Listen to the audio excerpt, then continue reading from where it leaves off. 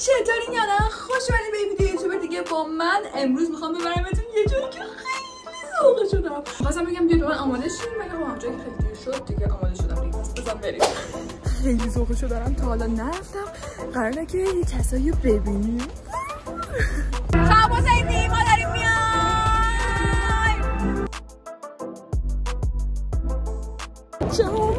ما رسیدیم ولی هنوز نمیدونیم که سالنش همون سالن کنسرته یا اینکه یه سالن دیگه است. یادتون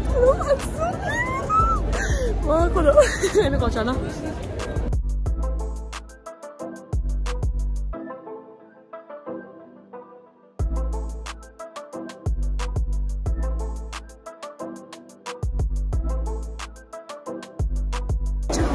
الان وایسادیم تا بیان ولی نمیدونیم از این ور میان یا از اون ور میان، ولی من دارم سکته میکنم یعنی.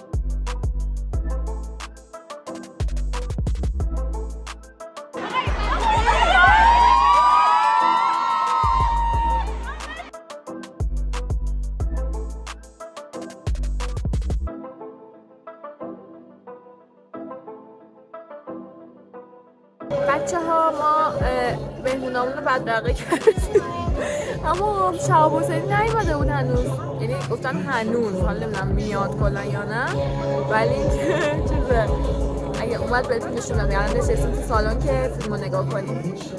خوش آمد میگم. امروز روز شعر فارسیه. حالا بعد چند سال فیلمی ساخته شده که همه اون فیلم های کمدی رو که بعضیاشون هم جایزه های جشنواره بین‌المللی فیلم فجر رو داشتن پشت سر گذاشته.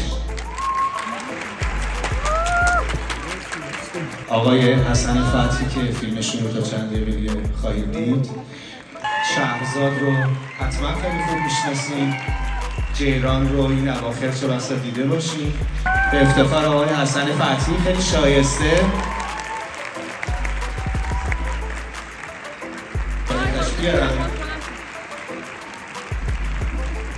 مست عشق هم ترانه این فیلم رو خوندن که شنیدید احتمالاً و در پایان فیلم هم بازخوانی شد.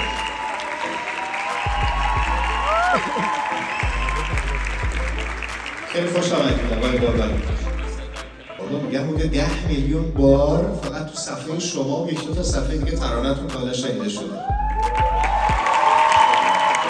آقای پارسا پیروزفر رو مرد زیباترین لحظات عاشقانه خیلی از ما و شما. آقای حسام منظور هم اینجا. آقای منظور این سریال معروف بانوی عبارت که شروع جدی و درخشان حرفه‌ای ایشون بود رو حتما به خاطر داریم. میخواستم بگم ایشون چی رو بازی میکنه، فکر کردم اسپویل نمیشه دیگه. میشه؟ نادیو در این اندازه. آقای پیروزفر با مولانا چطوری؟ سلام عرض میکنم خدمت همگی. خیلی خوشحالم که در جمع شما این فیلم رو میبینم. برای من شانس خیلی بزرگی بود که بتونم بخش خیلی کوچکی از زندگی مولانا رو بازی بکنم و طبیعیه که حضور در نقش به این بزرگی چیزی که اگر یک درصد کوچکی از اون رو هم تونسته باشم ایفا بکنم خیلی افتخار میکنم. امیدوارم که برای شما هم نکات خوبی داشته باشید. سلام میکنم خدمت همه عزیزان که در این سالن دور هم جمع شدیم. من خودم فیلمو ندیدم، بار اوله دارم. آره شنیدم. آقای روزفر شما به نظر ندیدین فیلمو دیدین؟ من یه نکته بگم فقط، خیلی نمیخوام کمال میگم. اولا خیلی ممنونم از انرژی خوب تک تک افرادی که اینجا حضور دارن. کار بازیگرای ایرانی به نظرم سخت‌تر از بازیگرای ترک بود تو این کار، به دلیل اینکه داشتن شخصیت‌هایی رو بازی می‌کردن که مردم اونها رو میشناختن و تا الان هم ندیده بودن. یعنی بار اول بود به صورت جدی شمس و مولانا رو داشتن می‌دیدن. بازیگرای ترک هم خیلی خوب بودن، ولی اونا اکثرا شخصیت خیالی رو داشتن تو این فیلم بازی می‌کردن اگه اشتباه نکنم، به غیر از یکی دو نفرشون که واقعیت تاریخی باشن.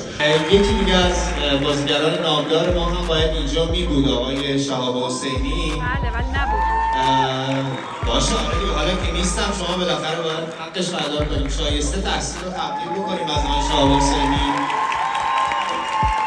به دلیلی تا این لحظه به ما نرسیدن. یه پیغام بر من فرستادن البته که یه وایسی حالا براتون میذارم که ایشون توضیح میده که چرا نتونسته خودش رو برسونه به این مراسم. ولی این فیلم داره برای نمایش در آسیا، در خود ترکیه، در عراق و در اروپا 11-12 تا کشور تا حالا قراردادش بسته شده، در استرالیا و در امریکا که امریکای شمالیش به نظرم قطع شده.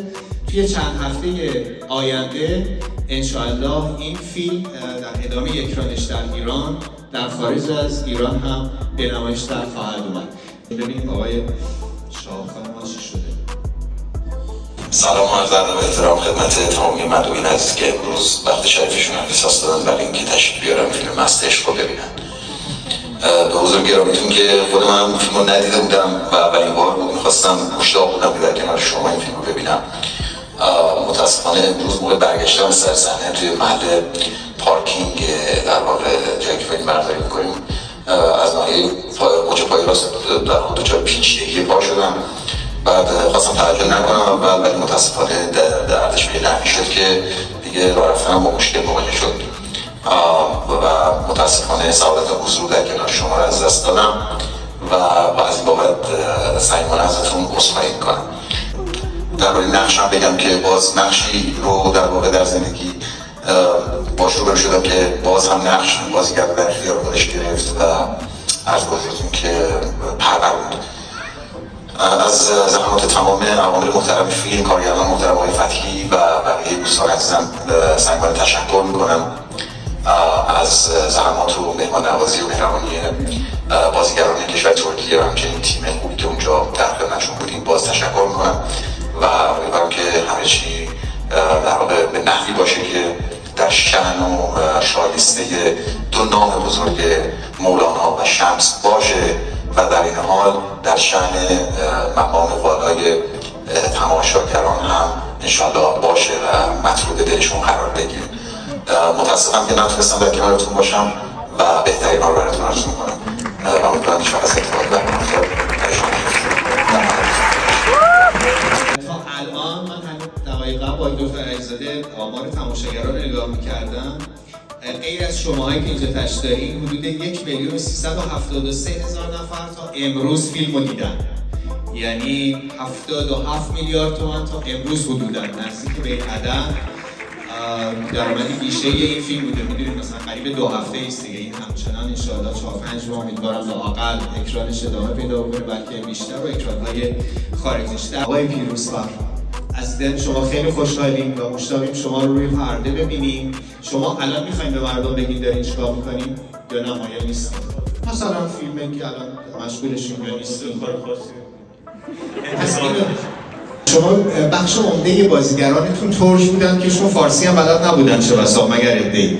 شماها دیالوگاتون رو فارسی میگفتین و در مقابل اونا ترکی. تجربه عجیبی این بود که ما فارسی صحبت میکردیم و در جواب ترکی میشنیدیم. البته خب مضمون جوابها رو میدونستیم، ولی اینکه مثلا فرض کنیم در یک پاراگراف کجا باید تعجب بکنی، مثلا اگر در متن فارسی خط دومش میدونی که کجا این اتفاق میفته، اینو باید یک جوری یک راهکارهایی پیدا میکرد که بفهمی الان در متن ترکی در واقع کجای متن چه حسی باید نشون بدی. خب این یه پیچیدگی جدیدی رو اضافه میکرد به کار ما و تجربه جالبی بود.